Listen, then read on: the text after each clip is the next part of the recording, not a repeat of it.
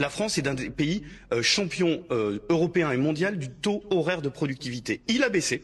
Il a baissé. Pourquoi? C'est là le cœur du sujet sur lequel j'imagine que le représentant patronal sera d'accord avec moi. C'est la question de la désindustrialisation du pays. La désindustrialisation du pays, faire de cette économie, et c'est notre vrai sujet, avec les bas salaires, l'économie organisée en sous-traitance en cascade, qui fait qu'au lieu de produire de l'industrie, on produit exclusivement du service, avec une chaîne de commandement qui est une catastrophe, et qui fait qu'il est notre vrai sujet.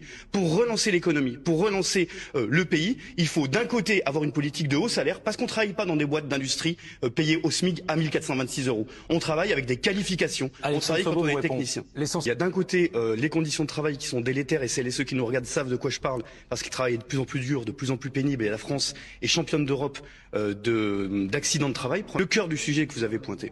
En fait, la question, c'est que soit on est une économie de service, et le débat sont les mêmes qui ont fermé nos usines ici de textile, qui sont aujourd'hui en train de se plaindre parce que Shein arrive, et que les gens n'ont plus d'argent pour consommer, sont obligés de consommer de la fast fashion, du low cost, où il y a du sang d'enfants sur les vêtements. C'est là où on en est aujourd'hui. Soit on a un autre projet, pas celui de la concurrence qui n'en finit jamais. On va être en concurrence avec l'Asie, avec le Maghreb, avec ceux qui n'ont plus de normes sociales et environnementales, et on a un autre projet pour la France avec, et vous le savez monsieur, le vrai sujet, c'est le carnet de commandes, c'est pas la compétitivité. Parce que ce qui va déterminer la suite, et c'est pour ça qu'on a des projets, et alors, dans ce cas-là, deux choses. Le premier, c'est que nous, on reste pas sans rien faire.